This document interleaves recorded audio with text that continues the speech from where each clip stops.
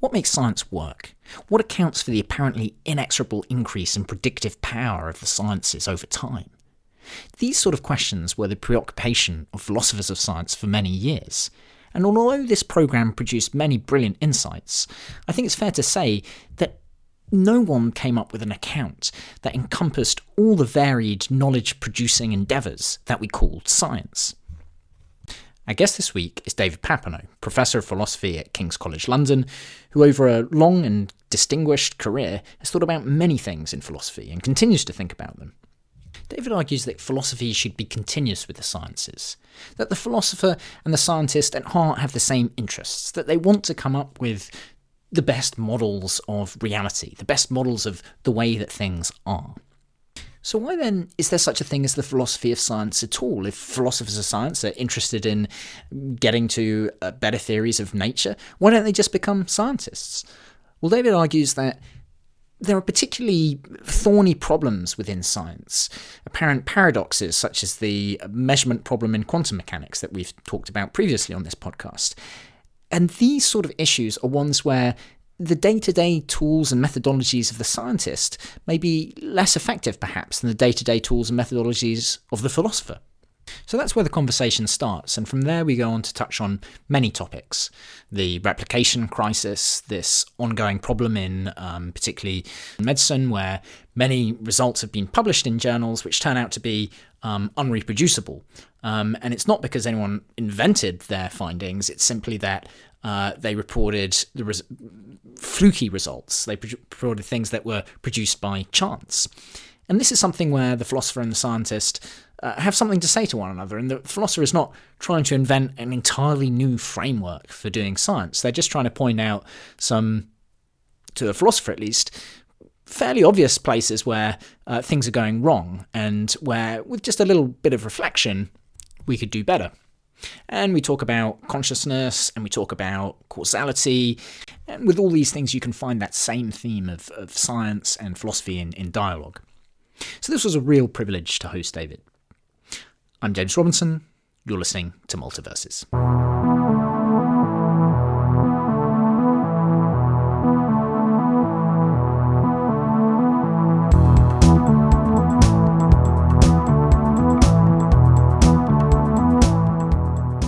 David Papineau, thanks for joining me. Very pleased to be here. Thanks for inviting me. I wanted to start with a bit of a personal bugbear of mine. Mm-hmm. I've heard of such a thing as the scientific method. If I don't know what it is, can you let me in on the secret? Yes. When I started doing philosophy, that was the thing in philosophy of science anyway. There was inductivism and hypothetical deductivism and falsificationism, and then Kuhn's challenges to these scientific methodologies and Lakatosh's methodology of scientific research programs. And the idea was that philosophers of science would figure out the procedures, the standards that scientists use in arriving at and accepting their theories. And this would be a benefit to, perhaps scientists knew it already, but the world in general, to be able to think like scientists. And that program, interestingly, has just gone away. Is it because we found out the answer? I have a view about what happened, and it's a kind of naturalism, reliabilism. You might talk more about this, but I take the aim of science and investigation generally to be to get at the truth, to arrive at true judgments about the world, because if you have true beliefs about the world, then your projects will succeed. You'll choose your actions and your policies based on knowledge of how things are going to go. And if your beliefs are true, then everything will work as planned. So truth is what we're after. And then I think we can ask what procedures, what ways of investigating will be well designed to get at the truth. And perfectly good question. And there's plenty of good answers, but they'll be different in different areas of science. And the scientists themselves are often the best people to tell you about what are the best methods to find out about the nature of viruses or the sequence of hominid species on the face of the earth. You'll need very different methods to find out about these things. And the idea that there's one unified method across the board seems to me silly. But I think there's a big philosophical shift behind this move away from worrying about the scientific method, which is 50 years ago when I started doing philosophy. The idea was that we built up the world from the inside out. We started with maybe knowledge of our own minds, or at least knowledge of our sensory deliverances, and we had to somehow construct an account of the world on that basis using no materials other than what knowledge of our own mental states gave us and perhaps deductive logic. And so it was a coming out about it, but we don't want to throw away what we already know about the world in deciding what's the best method of finding out more. And once you have that more naturalist view that we're natural beings within a natural world about which we already know quite a lot, then it looks like you will expect to find different ways of getting at the truth in different areas of reality. Yeah, there's kind of arrogance perhaps reflected in the idea that philosophy needs to restart everything, perhaps. And I quite a program which was started where they try to build everything up from the ground up, but it just didn't work. And it really is the last wave of the kind of Cartesian idealist. Descartes was an idealist, but his way of doing philosophy pretty quickly motivates idealism that you're building up from the logical positivism is very much part of that program. You have suggested that it's ambitious, it's impressive, that logical empiricists were going to tell scientists how to do things. And there's plenty of philosophers of science then and now who think it was arrogant, presumptuous of philosophers to feel that they could tell scientists how to do things. I'm not very much of that mind. I'm the kind of science worshipper. I think there's plenty of areas where philosophers can show scientists that they're doing things wrong, but we'll talk about that more later. Yeah. And I think to give the logical empiricists their due, I think they were really, they were arrogant in some ways, but they were also very respectful of science. And they thought, actually, this is the way that philosophy should be done. But I want to come back to the idea of the scientific method, perhaps just one more time. Yeah. I think there's something laudable in the idea that there might be a scientific method, or at least in searching for that, in as much as if you could find that thing, it might be a good explanation of why science makes progress, which seems to be a difference between the sciences and other disciplines, perhaps. But I also wonder if maybe the explanation for that is just simpler, and it's just that science deals with the sort of subjects in which we can make progress. It deals with structures of the physical world where you can build up knowledge, whereas other fields deal with perhaps human affairs and much more fluid states of things. I don't know if you have an opinion on that. Interesting thoughts. It may well be that a tractable subject matter is necessary for the kind of scientific progress that is so striking over the last 300, 400 years. But subject matter isn't sufficient. Many people across the world, serious, sophisticated, literate, numerate people in ancient Greece, China, the East, very interested in the same subject matters, and science didn't really get off the ground in the way it did in Europe in the 17th century. And so this very interesting question, which in the first instance I think of as more historical, sociological. What was it that led to the last 400 years of success of science in the Western tradition? And there's many competing answers. I think that might just Michael Strevens has just written a book and about this. What's so special about science? And he has a very, I'm going to oversimplify, very odd answer. But he says, for better or worse, it's part of scientific culture that if you are going to have a dispute, you have to settle it by producing new data.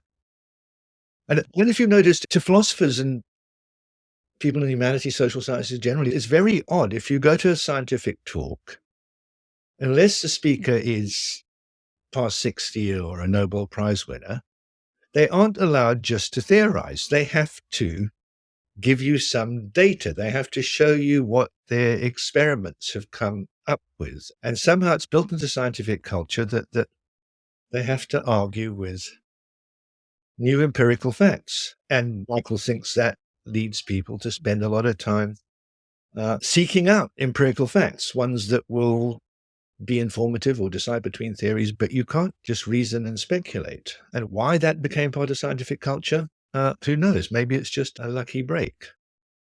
But there's also the whole institutions of science are a lot to do with it. In the 17th century, there was a big problem.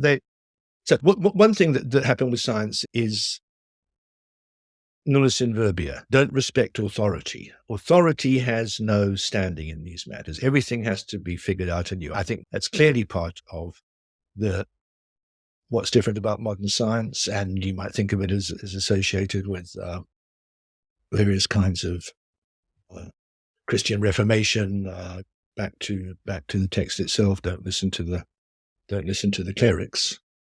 But at that point, you have a problem about what are the facts. And the philosopher Daniel Garber once gave a lecture. It was very funny about how the 17th century struggled with this issue. He compared Francis Bacon, who at the end of the Novum Organum says, send me all your facts, send me all your facts. I'm going to collate them and I'm going to figure out the right theory on the basis of all these facts. But of course, there's a worry there about how good are these facts? Who are the people who are sending them? Can we trust them? And he compared him with Descartes, who at the end of the discourse on the method doesn't say, send me your facts. He says, send me your money so I'll have enough resources to do experiments myself.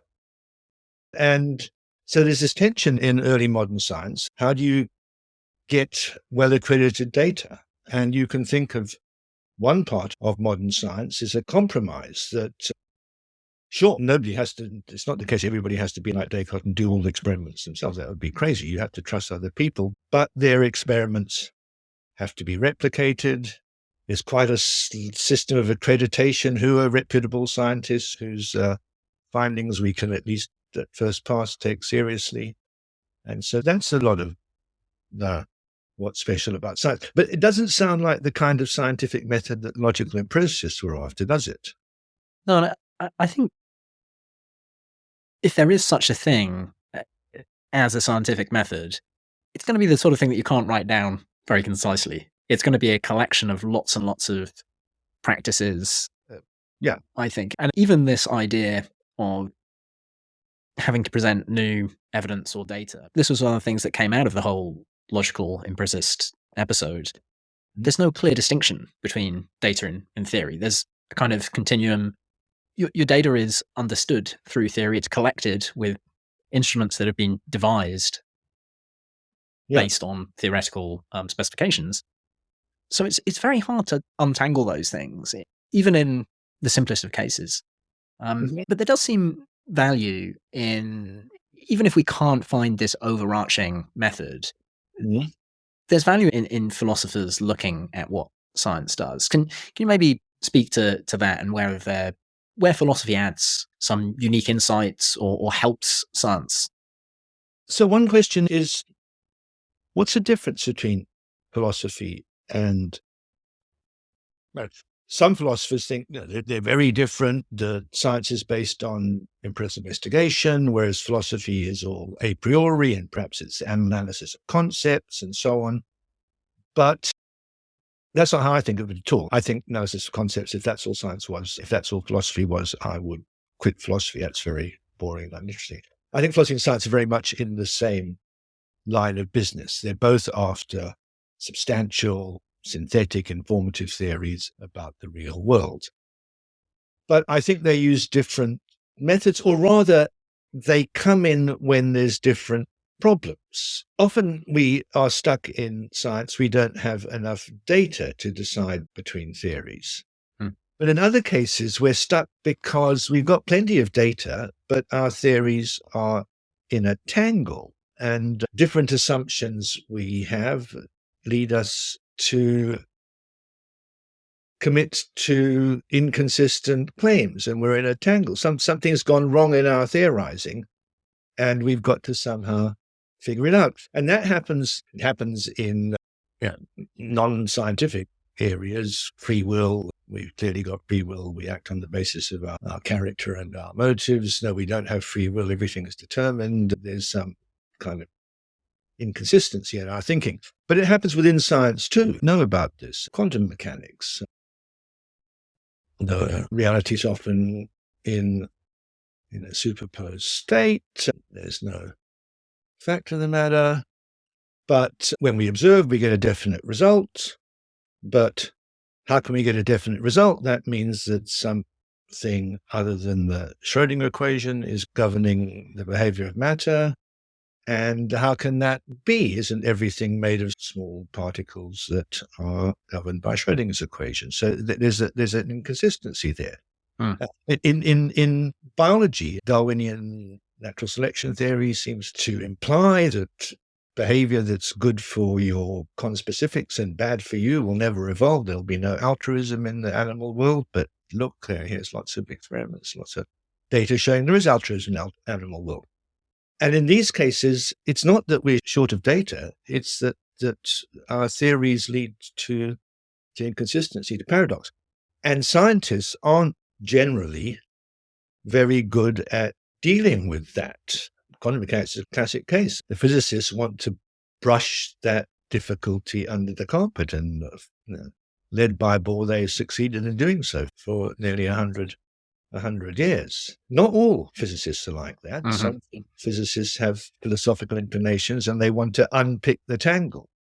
But most of them say that argument isn't going to be resolved by no more data. It's therefore not a scientific question, and shut up and calculate. So in those areas, I'm not interested in demarcation disputes. I'm a accredited philosopher and the scientists aren't any good at it, but you need to have the philosophical turn of mind to deal with those kind of problems. And I've just got very interested, while we're talking about the scientific method, in the replication crisis. You know about replication crisis? Yeah, but so I guess this is the many false positives that you might get. So I suppose it's probably best known within psychology and medicine, right? And the standard is just you have to have your p-values above 5%, which means only a 5% chance of your results having been produced by chance. But of course, if you run 100 experiments, you'd expect to get 5 interesting-looking results just by chance. Go straight into the journals. So my supervisor was Ian Hacking, and his first book was The Logic of Statistical Inference. And he could see, and so could plenty of philosophers, that the so-called logic of significance testing was a load of cobblers, to be honest. And philosophers have been saying that for quite a while. And it's surprising in a way to me that it's taken so long for the chickens of significance testing to come home to roost. It's, as you just put it, the whole methodology designed to, if we keep testing rubbish hypotheses, it's designed to commit us to 1 in every 20. And and you don't publish. The problem is you don't publish the 95, which the 95 out of 100. You don't say produce interesting things. problem, but the problem, that's just a corollary of supposed logic of significance testing. That's what Fisher and Neyman and Pearson said so long ago. How can we, since any data are logically consistent with any probabilistic hypothesis, how can we ever know that a probabilistic hypothesis is true? And they said, okay, wait until you get some data that would only happen very rarely if it weren't true. And if that's what happens, then you can take it to be true. That's what they urge. That's what significance testing is. And if we publish all the results, which of course we should, nowadays we can on the internet, then you're not doing significance testing anymore. You can note how likely or unlikely the data are on various hypotheses, but you ought then to leave it to good judgment to decide on that basis how seriously you ought to take different hypotheses. The point is, if somebody comes along and says, look, I've done a really quite extensive survey, and look, these data about voting patterns, I'm just trying to think of a crazy hypothesis. There's classic like ice cream sales in Italy or something. And you'd only get data like this one time in 20 if this hypothesis weren't true. And I say, yeah, but that's still a completely crazy hypothesis. My credence in it has gone up from 1 in 10 million. It should go up if you get data that are more likely on that hypothesis than the alternatives. But it's gone up from 1 in 10 million to 1 in 1 million. That's what's happened. So what you're describing there is a kind of Bayesian updating, where I do think that has to be part of the answer, if not the answer. But there's an obvious problem with that, which is, how do we set our price? How do you for that to get going, you need to have an initial idea of the probability of something.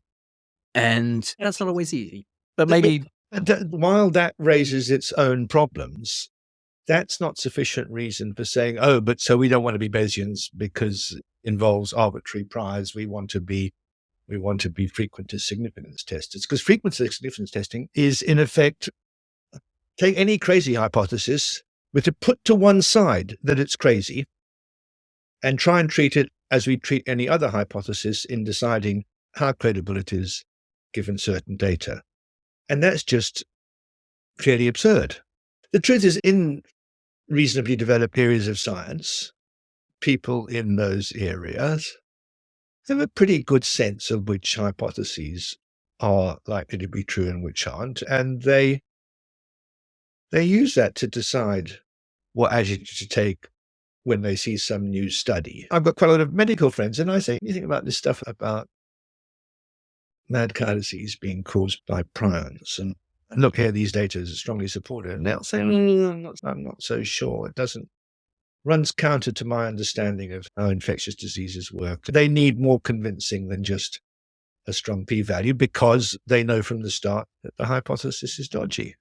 And I don't think you should try. Of course, there's a standard worry that traditional prejudice, white old male doctors have come up with these kind of assumptions that have got no basis in fact at all. But I don't think one should just throw out all scientific judgment because of that kind of worry. So coming back to the original point, which was something like the philosopher being a kind of theoretical scientist without a portfolio. Yeah. So samurai roaming around the academic landscape, looking for problems where paradoxes arise. This is an attractive view of things. And I'm just wondering, is this something that's just confined to science? Can philosophers help with other disciplines as well? Oh, yes. I'm not sure I want to push this kind of samurai for hire. This is philosophers of biology. They work in biology, and then you need to know quite a lot of biology in order to be an effective philosopher of biology, and simply philosopher of physics. And yes, so this account of philosophy as trying to solve theoretical contradictions, paradoxes in our thinking, that applies across the board. My point was only that these kinds of paradoxes arise within science as well as elsewhere. But of course they arise elsewhere. They arrive in everyday thought all the time. And that's why we have philosophical puzzles of outside philosophy of science. I mentioned free will, but you could take all kinds of things. What's the nature of persons? Well, philosophers say persons. I don't know why. What's the nature of people? What kind of things are people? What's morality? It's easy enough to show that we have strains in our thinking that lead us into conflicting ideas in all those areas. And philosophy's job is to figure out. Common sense plus science kind of leads us into theoretical puzzlement, and something is wrong in our thinking, and we've got to figure out what it is. That's the job of philosophy. And I'm wondering as well, when things stop being philosophy, so the interpretation of quantum mechanics is a good example. Yeah. I also think of other interpretational problems within physics, like understanding the nature of space and time, which, as you point out, are commonly picked up by philosophers, but there are physicists who work on these. Yes. I feel often the reason it's philosophers who work on them is it's just they're the ones who are permitted to. So Yes. David Wallace, my tutor at Oxford, was initially a physicist, or he did his first PhD was in physics, and then he did a PhD in philosophy because he just realized he wouldn't be able to work on the particular physics that he wanted to within a physics department. And I wonder if these problems of paradox and things, at a certain point, once they're resolved, I suppose they just become subsumed within the field. They're no longer part of philosophy. So if everyone to accept, as I think they probably should, and I think you'll agree, the Everett interpretation of quantum mechanics, so the many worlds interpretation, that would no longer be something that philosophers thought about. It would be taught in physics textbooks and be something that physicists think about and use to understand the work that they're doing. Does that sound right, or do these things just never get resolved?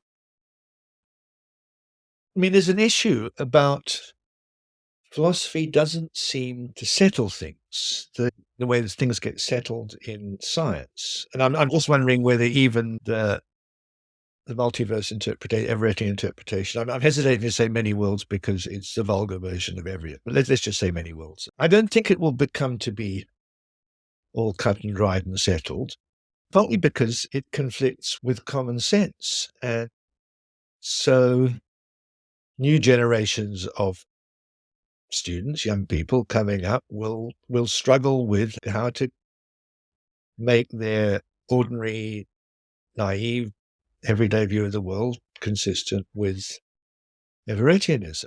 It might be all settled for the physicists, but there's still going to be awkward problems. I have no very clear views on this one. I've been doing philosophy long enough that I'm now getting a sense within philosophy, let alone within the wider world, that problems don't get settled because we sorted this out 40 years ago, and now all the young people are coming back and want to sort it out again.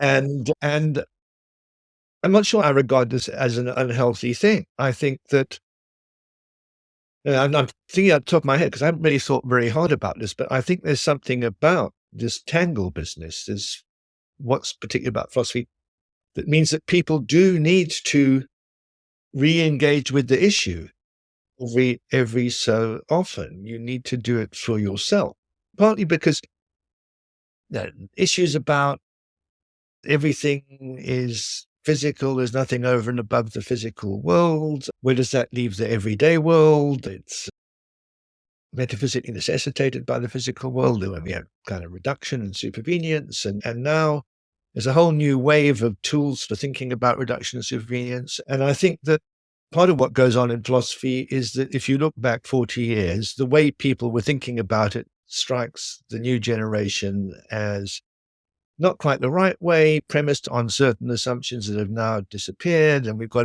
to do it again.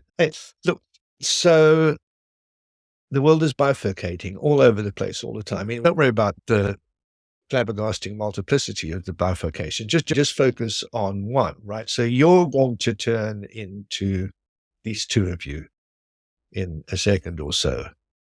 So here's a problem. I mean, when you talk about yourself, and now you're going to be two. What are you referring to? What kind of thing is a person? And if you've done this personal identity business, you realize that there really aren't any good answers. Derek Parfit thought pretty much that when you split, you cease to exist. He thought it didn't matter too much, provided there was continuity between you and your various descendants. But the thing you were referring to as you now ceases to exist when you split. And David Lewis says, no, there are two of you and they overlap in you now. And I prefer a yet third theory, John Perry's theory, that when you talk about yourself now, you're referring to the hydra that consists of all your future selves. But in fact, most philosophers working on Everettianism don't really engage with this issue. I think if Everettianism becomes generally accepted, philosophers are going to have to think about it quite hard. But as I said, it's the kind of thing that needs to be redone each generation. So that's why. In some ways, the Everett interpretation just makes sharper some problems that were already there in philosophy. Parfit had thought experiments about putting people through splitters and transporters and all sorts, and he didn't really care about whether those things were real or not. But I suppose it provides extra motivation for thinking about those problems. I would say one other thing on I think it's all very well for him to say, if you split, you cease to exist, but there's continuity, and that's what matters. If it's a thought experiment about something that might happen very occasionally now and then, but if it's happening constantly all the time, right? The idea that you don't exist ever for more than a millisecond, that looks like you've got to start saying something more than that. Yeah, I think that's fair. Here's another take on maybe what's going on with philosophy in terms of it working on things that never seem to get resolved. You've talked about philosophy being continuous with the sciences and other disciplines, but if we think more precisely about the places at which it's continuous, so where it meets the sciences, it tends to be at foundational issues. I remember Harvey Brown commenting that the philosophers of physics get stuck on all the terms on the first page of a physics textbook, frame of reference. They're like, oh, what's that? And that never gets explained anywhere else in the physics book. It's just taken as read. And so physics is a good example because physics was natural philosophy. There was a kind of pre-theoretic stage of physics where people were still struggling to find the right ways of thinking about things. And I wonder if what philosophy does is just lets us revisit the assumptions and the models of the pre-theoretic stage. So it takes us back to the foundations. And of course, those things are always up for some kind of interpretation or maybe even questioning. When I said that philosophical issues need to be revisited, I didn't mean to be denying. I think there's two thoughts here. The thought that you aired earlier, that when some of these theoretical tangles are resolved, they become part of established science. They cease to be philosophy anymore.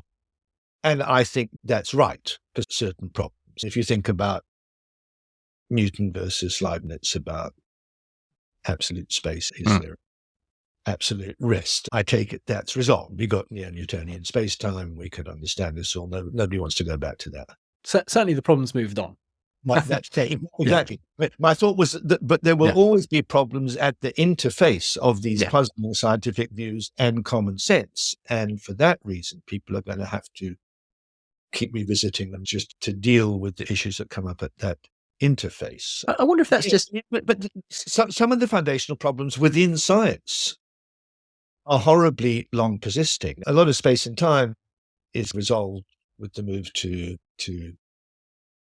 special general relativity, or even before, though there's other problems there. But think about the other thing David Wallace works on a lot, the asymmetry of thermodynamics. And I've been working on that a lot because I've been working on the asymmetry of causation, which I think of as very closely related. And it's a complete nightmare, the asymmetry of thermodynamics. People have been banging their heads against this for, 150 years now. And not only does, in philosophy, there's plenty of different views, people just don't agree. It's almost within statistical mechanics. There's all kinds of different approaches. There's no clearly agreed foundations. There's different ways of approaching statistical mechanics. Maybe, I don't think this is something we've discussed before on the podcast, so perhaps we can give a little bit of detail on this issue. My gloss is something like the laws of physics, as best we know them, are symmetric in time. Yeah. At least in the sort of most foundational laws. Thermodynamics is the basic dynamic laws. the basic dynamic laws. You can think of, billiard balls hitting each other. You can rewind that video. It still looks absolutely physical and normal. Play the movie backwards, what happens is still in accord with the basic requirements of dynamics. Exactly. And all our kind of most fundamental laws are exactly like that. You can reverse the arrow of time in them and it's the same equation. But when we look at stuff in the world, it doesn't look like that at all. And it's very obvious that there's a sort of one-way nature to the way that things happen. Yeah. And I suppose that the explanation that I'm sold on this is to do with the past having started in a very special state. That explains why all that happens, because obviously what is not just a product of physical laws, but it's a product of physical laws acting on things in the world. And things were set off, our universe began in such a rare state that it's bound to progress in such a way that there appears to be an arrow of time. It's going to take a lot more cashing out to explain what that means. I don't know if you want to, I don't know. So why did I say it's still a mess? I think there's probably consensus that the asymmetries we see in time are an upshot of the fact that down one temporal end of the universe is a very low entropy state, and not no reason to suppose it's so at the other end of the universe, and that's why we call that end of the universe the past, the origin. So there's consensus about that, but exactly then how it works out, because standard view is that the laws of thermodynamics, which are extra to the basic Dynamical laws, dynamical laws, are probabilistic in nature. That if you have an isolated system in a low entropy state, it will probably, very probably, increase in entropy. And you need some statistical postulate to add to the low entropy initial condition.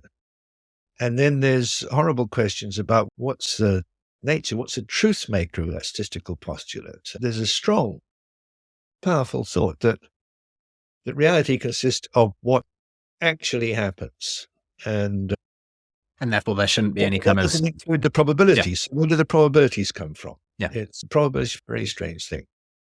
And so a lot of the puzzles about thermodynamics come from that element of it. And you somehow got to tie together probabilistic aspect of thermodynamics with this low entropy initial condition. So we have an effectively isolated system in a low entropy state, and you can say nearly all the ways in which it might be in a low entropy state will be ones in which later on you'll get a high entropy state, just because there's an awful lot more high entropy states than low entropy states. But that thought tells you that this isolated system in low entropy state almost certainly came from a higher entropy state, as well as is about to evolve into it. And that's not what we want. We want to be low entropy increasing all the way along. And so somehow you've got to tie up the initial condition with the probabilistic assumptions you apply to particular systems. It's very difficult. Yeah. I've been reading a lot of David Wallace papers about this, and it's very interesting. He's taken issue, David Albert along with Barry Lower, have developed a way of thinking about thermodynamic asymmetry, and David Wallace is rather skeptical that they brush over a lot of details that are important. Is this a case, actually, that we're just going to continue revisiting? Or is it the sort of thing where we can get a consensus because some argument is so good or some evidence comes along that changes the state of things? I can't really see there being any new evidence to add to this unless No, we're not. there's a fundamental change in physics. Data. I wish I knew more of the theories within physics.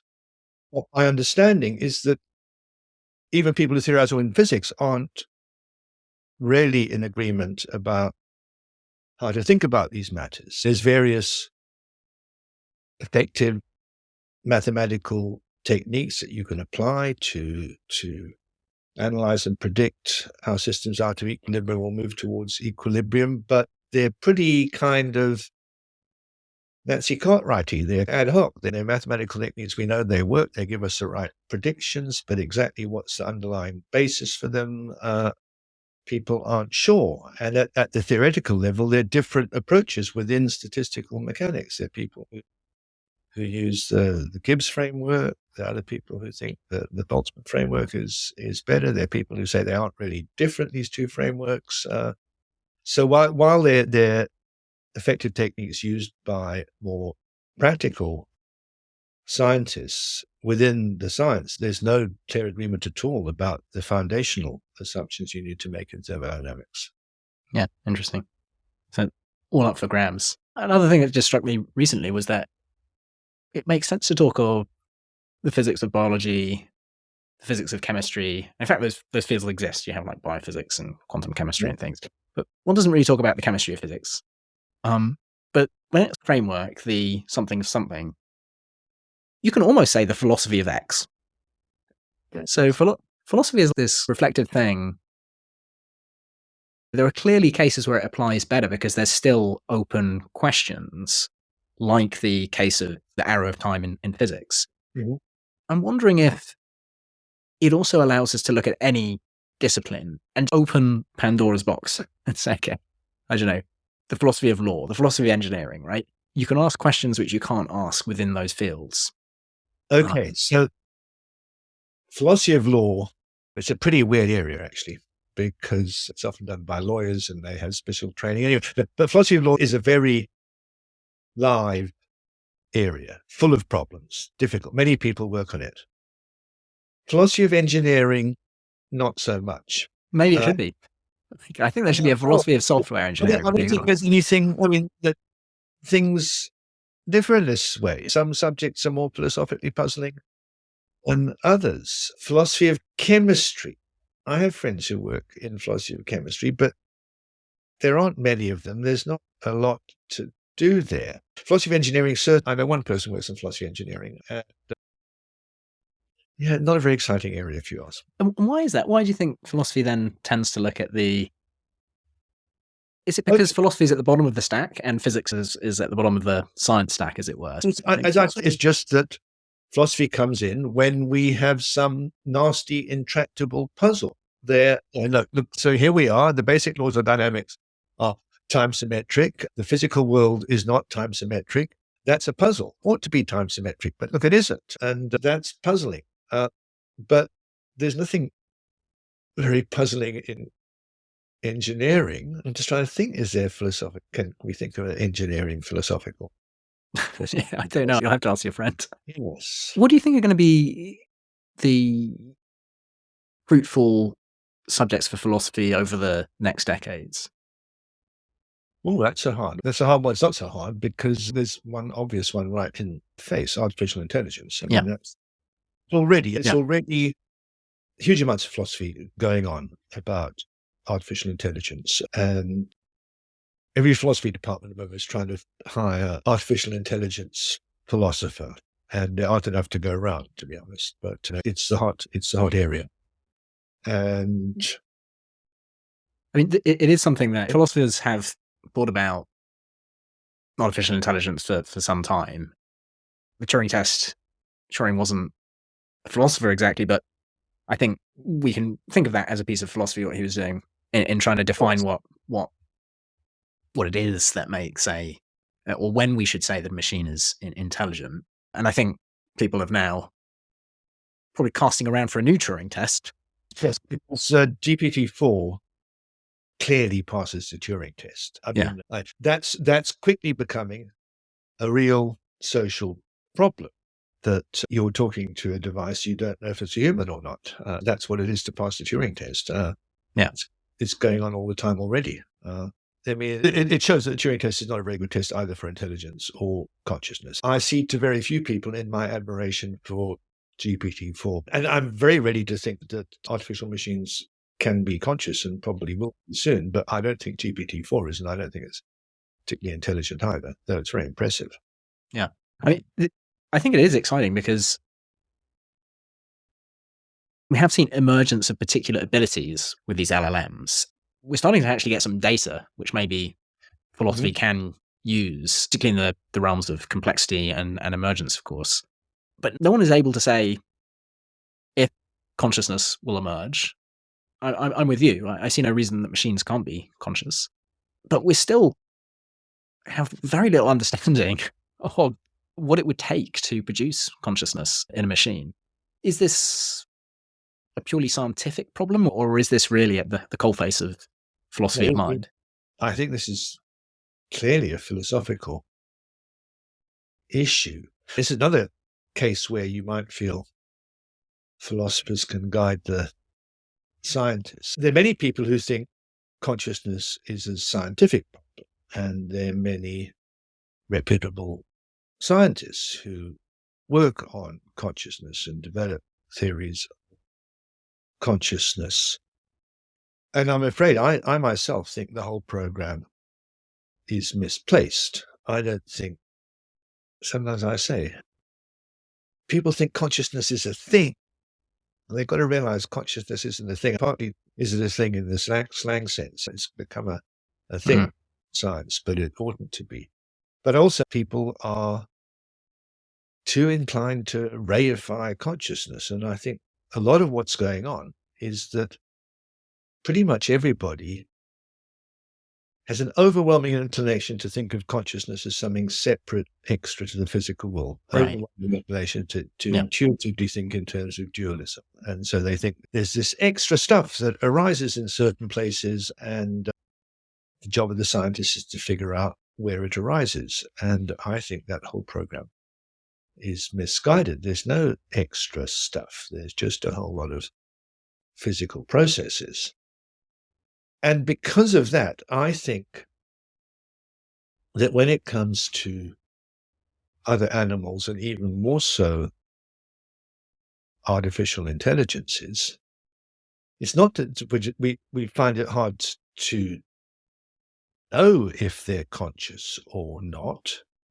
It's that there's no fact of the matter about whether they're conscious or not. I think our notion of consciousness is grounded in introspective awareness of many of our mental states. And in effect, the notion of consciousness is states that are like these. And now we, as it were, point to all the states that we are introspectively aware of when we have them. And if that's what the notion of consciousness is, like these in what respects?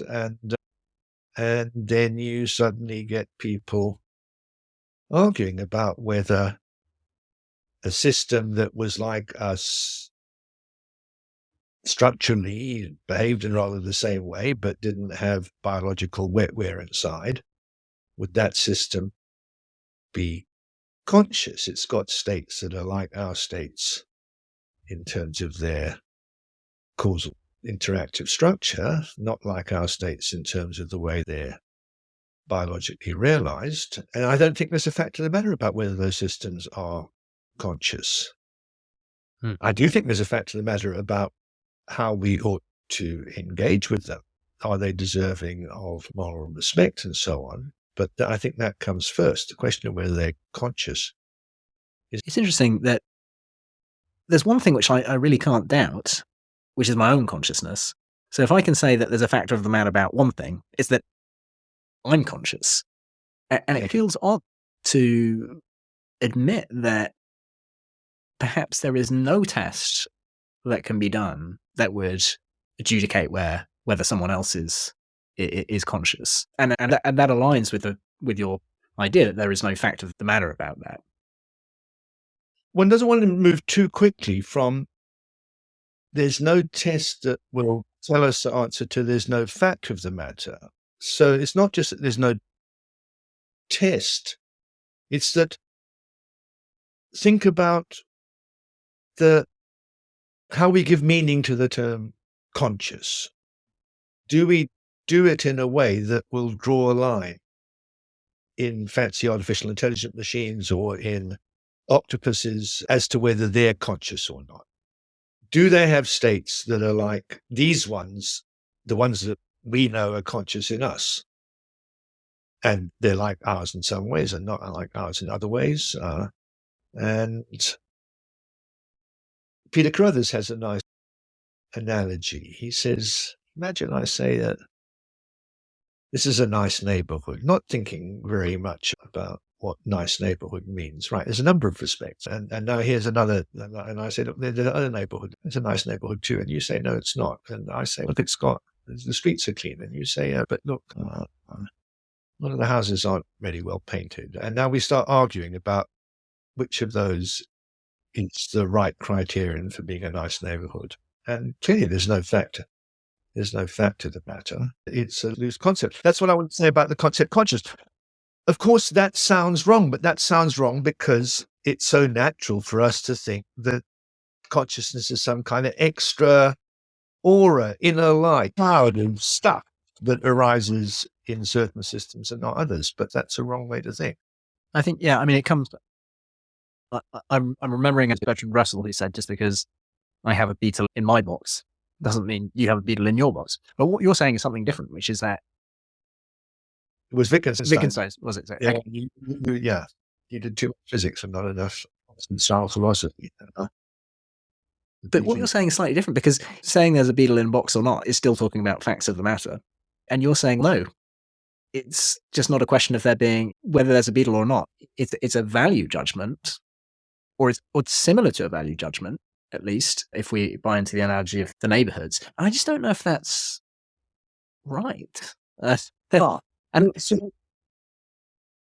in the philosophy of mind, philosophy of cognitive science, there's a long-standing debate about, do mental states generally, pain, say, but consciousness more specifically, does it depend on the causal structure of what's going on in your brain at some level, abstracting from the detailed physiology, physics of your brain?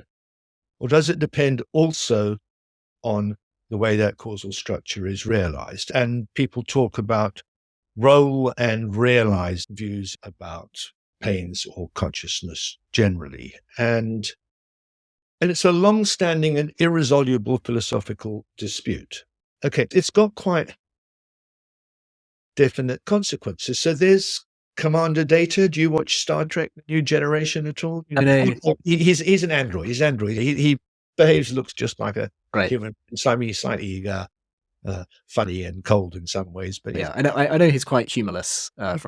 One Commander Data, and now that role realizer issue is the issue where the Commander Data is conscious. Is he conscious because he behaves, talks, and just like us? Was he not conscious because he's made of silicon chips? And my view is there's no fact to the matter. This is an indeterminate issue. But I don't think there's no fact to the matter about Commander Data's moral standing. It seems to be pretty obvious that if he walks and talks like us, he deserves to be treated morally, just like one of us. And the idea that, no, you oughtn't to treat him morally because he's not conscious. It's a bit like Descartes saying you can be nasty to animals because they're not conscious. And in fact, it's worse. Okay. So I think the issue of how something like that should be treated should be addressed independently of prior to the question of whether they're conscious.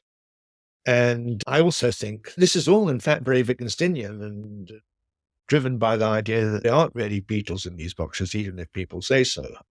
That I'm sure that we'd come to think and treat commander data as conscious because we'd include him in our moral circle. He's whose moral interest is deserving of consideration as ours. Look, this is going to become a live issue. There are going to be, very soon actually, there are going to be large language models, which are more than large language models and are designed to be social companions to people. It's already happening, but they were doing it before they were good large language models. I'm sure it's happening very fast. And if you ask me if there's some aspects of artificial intelligence should be regulated, it's the development of social companions. It's going to be weird and strange. And I think quite soon, many people are going to think that these entities their welfare needs to be taken into account. Certainly people will start thinking that about their own social companions, but they'll start thinking about other people's social companions, and they'll start thinking it about systems that are used as slaves. And then there'll be other people who say, no, all these things are just machines. You people are crazy to be worrying about their welfare. And we're going to have to address this issue. Yeah. Do we need to be concerned about the welfare of these entities?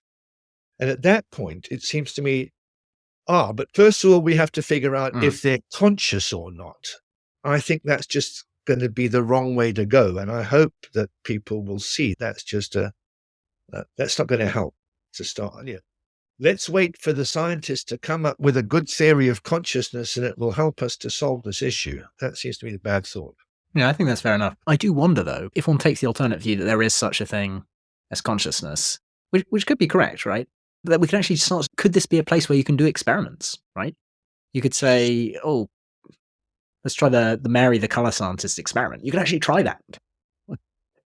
So, look, hang on. I don't want to say, okay, I didn't want to say there's no consciousness. I never said that. You wanted to say, look, in your own case, I mean, one thing you're sure.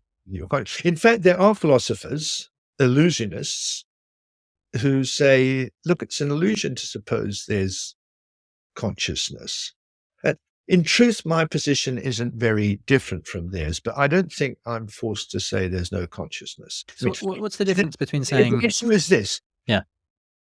I don't think there are no good neighborhoods and no bad neighborhoods. I think, it's a loose concept, but it works as well. It works well enough for everyday purposes in thinking about neighborhoods. And sometimes people are conscious, sometimes people aren't conscious. So I think it's a perfectly useful notion, but I don't think it refers to a particularly determinate property. It's hard to know how to put there's a definite thing that science could identify and discover the nature of.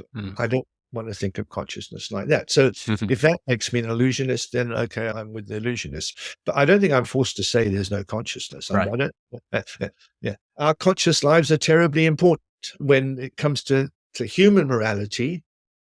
How things are going consciously for a human is the main part of it. And I don't want to deny that. Yeah, I think I certainly agree that there's no such thing as a binary. Consciousness is not binary. It's not a light bulb which switched on at some point in our evolution. And that makes it even more interesting in some ways, particularly with these AI topics. If we accept that it's an emergent thing of some sorts, if we can get some kind of view on where it comes out of the pre-conscious void, I don't know how to call it, that would be fascinating. And I think there's another reason for being interested in consciousness in AI, aside from the moral obligations. And I think you're right. Like, for certain purposes, we should just put consciousness aside and ignore it. Stuart Russell has also said we shouldn't care whether AI is conscious or not. If it's something that can kill us all, who cares? Right? Yes. What its kind of feelings are. But on the other hand, I do think there is additional risk with consciousness because it just complicates the whole thing so much more when something starts to reflect on itself. And I do take that as being a part of consciousness. It becomes even more difficult to debug. If we look at LLMs already, it's so different to any kind of computer program that you might have. And I've spent a lot of time trying to debug computer programs, but good luck trying to understand, trying to trace out exactly why ChatGPT has produced a certain response for you. Yeah. And consciousness will just add an extra layer of unpredictability, in my opinion. And actually, that may be the best marker of looking for it. But you think of consciousness as something that will make a difference to how the system behaves. You say that at an extra level of and above how the structure of connections within the system needs it to behave. No, I think it's a way just of categorizing that structure of connections, right? It's something that appears once you hit a certain kind of complexity, which we don't know how to define yet. Okay, yeah. I think you need to watch it. That you're still thinking in a dualist way. There's some special extra thing that I don't think it is. I think it's the same as arguably one of the GPTs at some point figured out how to do maths, right? And it was able to solve novel arithmetic problems, not maths in general, but it can do arithmetic. And that was just an ability that emerged. And it's not, that's not new. And I think of consciousness in exactly the same thing. If we build complex enough things within them, the ability to reflect on themselves will emerge. And that's not a property, I think, just looking at the way that the models work at the moment, I don't believe that is a property that they have. There's sort of a single pass circuit. I don't think it even structurally allows for that at the moment, but I'm not entirely sure, to be honest. Large language models are very simple. And so certain things might start that weren't designed into them emerging. But I think a lot of the stuff that we're looking at will need to have more complex machines with different dimensions to their design. But think about the theories of what makes for consciousness in humans and maybe other high-level animals. So there's some theories that say you're conscious of what's in the global workspace. So we have a bit of the system that processes various bits of information and then distributes and makes them available to all other bits of the system. And then there's theories that say consciousness comes with tension, that when the system devotes all its processing resources to one issue, then it's conscious of that issue. There are systems that say consciousness comes with certain kinds of resonance, certain kinds of feedback loops between perception and other things. So there's in the business of scientific theories of consciousness, there are different accounts of which bits of our cognitive processing constitute consciousness. Now, all these bits of cognitive processing make a difference to what the system can do. But I don't see that if somehow, and I don't see how this would happen, we have evidence that one of those systems, there's supposed to be incompatible theories about what constitutes consciousness. One of those systems, that's the conscious bit. And it's going to make any difference to what it does. That's why I'm suspicious of the whole program, as if there's a question that will have some explanatory significance. Yeah, I think that's fair enough. Of all these overlapping processing powers constitute consciousness. Yeah, I think that's right. It may be more an issue of by the time that thing emerges, it's already so complicated that it's possibly beyond our control. Maybe not, but certainly behaving in a way that's very difficult to understand. Yes. So maybe it's more of a way marker rather than a phase change. I don't know. Yeah, I'm very interested in what large language models show us about the nature of human intelligence and consciousness? Because it seems to me we're very analogous. We do all this talking, but if you try and figure out what gives rise to it, what's going on inside our cortex that accounts for this, it's very difficult to explain. In fact, neuroscientific theories don't even really start getting to grips with where is thought, how is thought being produced and expressed in the human mind, the human brain. Yeah. There's a lot of mysteries to pick up. Yeah.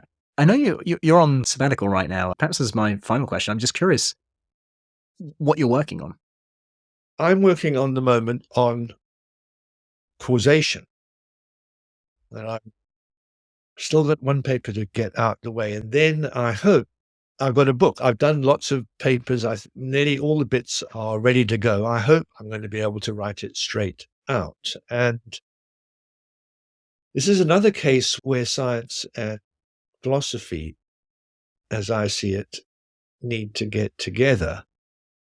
But in fact, in this case, it's not so much that the philosophers have some stuff to bring to the scientific table. It's the other way around. I have some background in mathematical statistics, so I've always known. In fact, in my first job was before I had a job in a philosophy department, I was teaching philosophy of social science to sociology students. So I've always known about the business, what's now called causal inference, Bayesian networks, stuff developed by computer scientists in the 90s, Judea Pearl being a leading figure. I've always known about the business of taking in a pile of correlations and conditional correlations and figuring out on the basis of those what the causal structure is. There are problems and issues with that kind of program, but it's clearly effective. Look, take a little example. Private schools, better exam results. Correlating between private schools and exam results.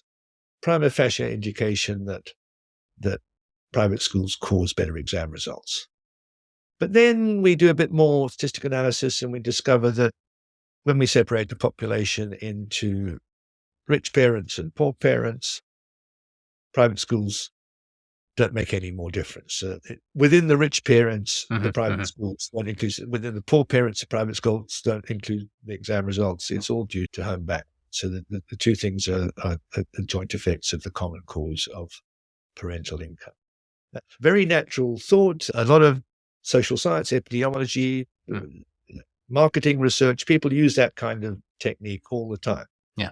Philosophers have lots of theories of causation, counterfactual theories, powers theories, process theories, regularity theories. None of them give any account at all of why those inferences work. It's something of a scandal. Philosophical theories of causation do not engage with the large-scale scientific business of causal inference. I think that's true. Although I have to say the kind of counterfactual theories of causation, you can see how that is relevant to this case, or how they could work within this kind of a system, because you say, look, if the parent had been poor, private school wouldn't have mattered. So there's what you're doing with the blocker or the additional piece of information that, actually wants you control for. I don't want to deny that there's a close link between counterfactual and causal claims, but so David Lewis is a person who pushed counterfactual theories of causation.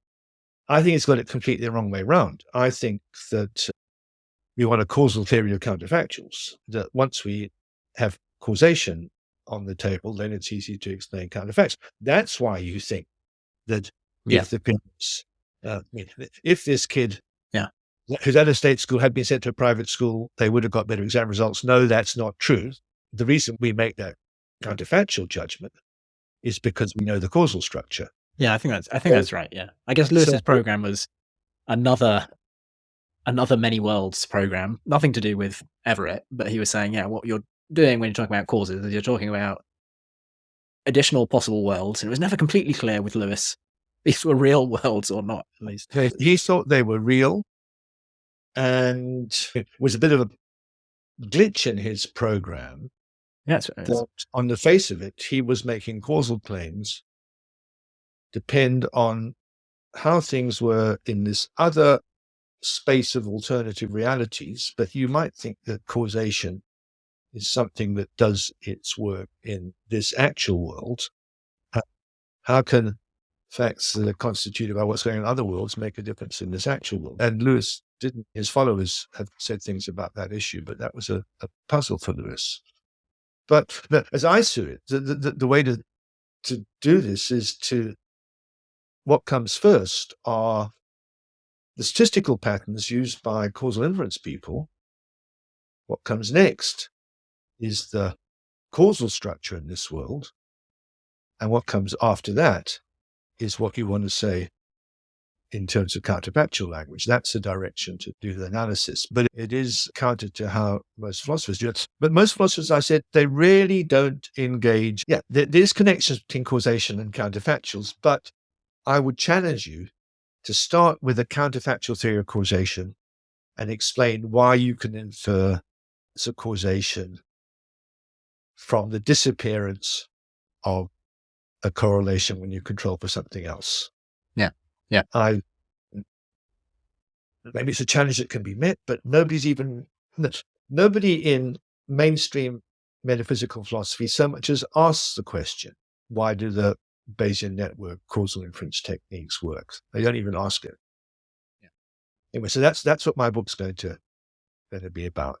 And it will relate to the asymmetry of thermodynamics as well. I have a theory of causation that I hope will happily explain why causation is asymmetric in time, why causes always come before their effects. That's something to look out for. But that sounds really fascinating. That's why I've been reading lots of David Wallace on the foundations of statistical mechanics. I'm giving a talk in Stirling in a couple of months, which is supposed to, I haven't done it yet, I'm still thinking about it, showing how close an analogy between the temporal asymmetry of causation and the temporal asymmetry of entropy. Right. I'm not aware of accounts of causation, compelling ones at least, where they show why there is a temporal arrow. It's not clear. That's certainly something that is not apparent in the counterfactual explanations. What does Lewis say about that? But Lewis, when he first did the counterfactual theory, the very first paper, took it for granted. He thought that a natural measure of similarity between possible worlds would show you that, if I had jumped out the window, I would have fallen to the ground is true. But if I had jumped out the window, I would have put a parachute on first. That's false. He wanted his counterfactuals to be asymmetric in time. But he came under pressure quite soon after the original causation paper from people saying, come on, show us why the counterfactuals are asymmetric in time. And being Lewis, he then sat down and thought very hard and amazingly came up with something which is very close to a kind of thermodynamic asymmetry to explain why counterfactuals are asymmetric in time. Counterfactuals were supposed to come first, causation is going to come later. He had to explain why the counterfactual is asymmetric in time. And he appealed to the fact that the present needs many traces of present events in the future. Right. Okay. There's a million records of the fact that the Battle of Waterloo happened in 880. But supposing there's going to be a battle of whatever, Battle of Volgograd in 2025, there may be facts around now that determine that's going to happen, but they aren't as rife as the facts that, as it were, retrospectively determine the Battle of Waterloo happens. So Lewis talked about the asymmetry of overdetermination. The present vastly overdetermines the past, but doesn't overdetermine the future. It might just determine it, but it doesn't overdetermine it. And he said that's why it's right to think that changing the present can change the future, but not the past. But it can't change the past because there's a million other things that you aren't wiggling that already fix what the past was like. So he pulled out of the air this, what I think of as a pretty thermodynamic fact, that the asymmetry of traces, the asymmetry of records, and used that to explain the asymmetry of counterfactuals. So he did address this asymmetry question, but only later on. Okay. And it sounds like thermodynamics is going to be key here as well. Yeah, exactly. Okay, brilliant. Yeah. I think we better stop. If anything, just because my brain is exploding, there's so much things to think through here. Thanks so much, David. I don't know if you have a final comment or mic drop. I think looking out for your book is certainly something to... It's still got to be written, but I hope we talked for a bit about all the things we might cover, and I think we probably have covered them all. I think so, yeah, and more things as well. So brilliant. Thank you again.